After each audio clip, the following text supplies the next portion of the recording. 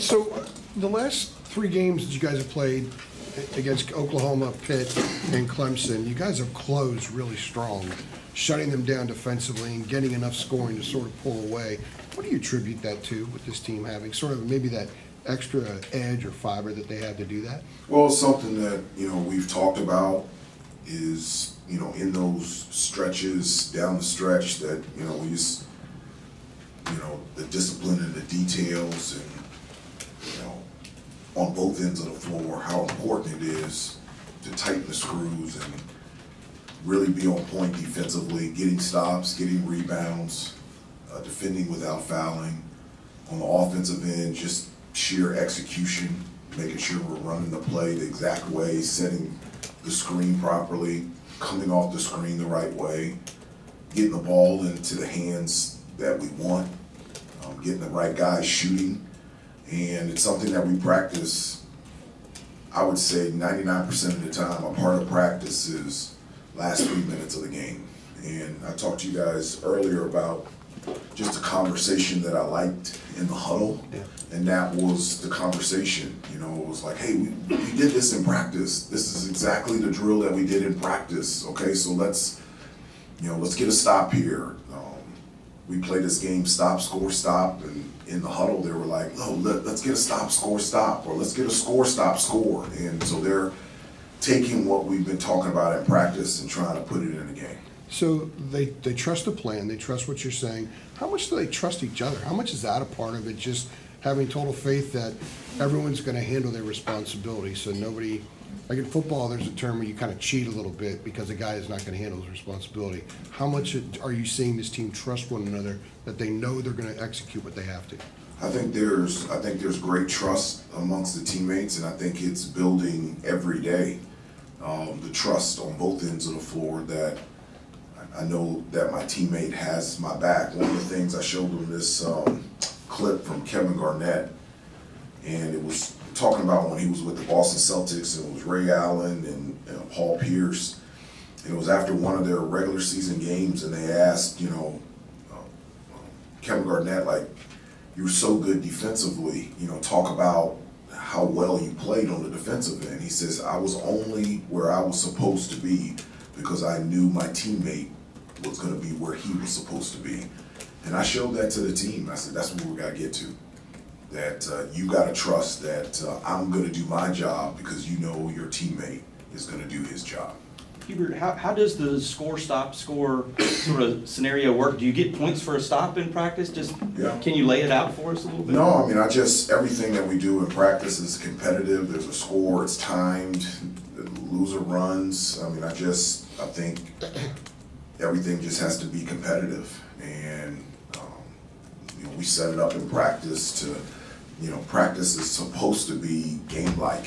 And so that, when you get into the game, it's something that not only the actions, but actually the speed at which that translates to when you're out there in a game. And so everything that we do is there is a score, it is a competition, it is timed, and there's a winner and a loser.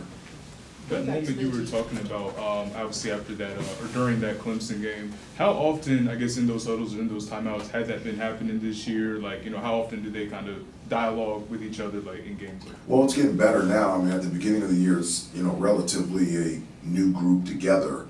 And so when I said, hey, I love dialogue, I like to talk, at the beginning of the year, they were just trying to fill me out and just really, does he really want to hear us speak? And I do. And so, the more time that we spend together, the more comfortable they understand that this is what I like. I love that interaction. I love that conversation, that dialogue in the huddle, during the game, in practice, before and after practice.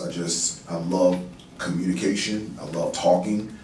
And that's how you build trust in relationships, by just talking to each other through these situations. Building off of that, talked about this after the Clemson game, but the dialogue down the stretch. Was there a game where that kind of, you felt like that clicked for the team, or was it really a more gradual thing? I would say it's a more gradual thing, and gradually I've noticed it getting, I don't want to say better, but them becoming more vocal. I've noticed that. Maybe probably the one that I would say maybe Oklahoma, but But the Kentucky game was good as well. But I would say since the Kentucky game, just the level of conversation has grown, not just in the games but in practices, and it's been really good. First week of December, you talked about you wanted your team to play a lot faster. Do you feel like you've seen that over the last month and a half? I want to play faster. I do. I want to go. You know, whether it's a made or missed basket, you know, the pace in which we transition from defense to offense is, I want it to be real. And I feel like we have the guys to be able to do it. You know, we always talk about living in primary break where you get a layup or a dunk or deep post catch or get fouled, get to the free throw line, or quick open three by our best three-point shooters. And so that's something that we always look at and talk about our pace, and that's something that we really want to build on throughout the rest of the season. Talking about that, there weren't that many possessions at Clemson, and there were no fast break points. What was Yeah, going on there? Yeah. Well, I mean, that's one of the things that I was really proud of the guys, because you're not going to be able to get the pace that you want all the time. And so in those situations, you're going to have to make adjustments and tweak and pivot and alter to be able to be successful. So, you know, like the type of games against Pitt and Clemson, two amazing teams, but it was really, you know, a lot of possessions. It wasn't really up and down. I would assume tomorrow night would be a little bit different. And so, again, that goes back to the variety and the level of our non-conference opponents that, you know, we've seen a number of different styles. Kentucky was up and down. And so we've been in different situations. Hubert, when you look at NC State, they just dismantled Virginia over the weekend. What is it that stands out to you about them in this recent strong run of play that they've had? Well, I mean, Coach Keats is just a terrific coach, and defensively, they pick you up, they pressure you, they create steals, they create turnovers, they try to speed you up, they take you out of rhythm from an offensive standpoint. And, you know, from an offensive standpoint, like you would love to have a guy that you can just easily throw the ball to and create offense. You know, they have a number of them in the name, in Burns and DJ Horn. And so, you know, they can score consistently down low in the paint. They can shoot from three. They've got athleticism that can attack the basket. And when you've got, you know, DJ Byrne, who can score, but he's not a good passer. He is a gifted passer. It you know, proposes a lot of problems for us defensively. We talk a lot about the rivalry with Duke, Hubert. But what does this rivalry with NC State mean to you, and even going back to your time as a player? Yeah, you know, people ask me that question every game to me, and I really mean this, is a rivalry to me. There isn't, okay, here's NC State or here's Duke. For me, I am fired up whomever we play and wherever we play. And so, obviously, it's a history of, you know, me playing here at North Carolina, and I've told you guys how much fun and how hard and difficult it was to play at Reynolds Coliseum, and my struggles to score there in the first half all 4 years. And so, but I just remember those great battles with, you know, Rodney Monroe and Tom Gugliotta, and those are fun times. When you were playing, and when you were not playing, when you were in TV before you got on the staff here, how did you view the NC State game? A really fun, very competitive game. As a fan, was there a little bit more of an edge to it, or did you kind of see it because you played through them? You just kind of saw them all the same way still. I do. I just always felt that way. Even whatever team that I played for, you know, with the Knicks, you know, I didn't go, "Ooh, here comes the Chicago Bulls." It could have been the Minnesota Timberwolves. I was just always fired up and ready to go. And so there's never been a change for me. Oh, now I'm going to prepare harder or play harder, or now I'm more upset and determined. It's just, it's really cool and really an honor to compete against NC State and Duke and Virginia and everyone else every year, and so there's really no difference for me.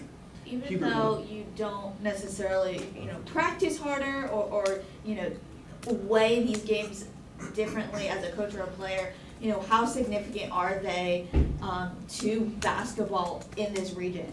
Well, it's very significant in this region. I mean, for ESPN, I got to travel a number of different places, and the only other place that I could maybe relate to us having, us and, great, not just basketball program, but just institutions with NC State, Duke, and Wake Forest, and all of us really close together would be out there in California. When I was at ESPN, there's, Cal and Stanford and Santa Clara and St. Mary's, and when I was out there with ESPN, I was like, this is kind of like us with so many great programs and universities in close proximity. But it means a lot. There's a lot of history of, ACC basketball here in Carolina, and it means a lot.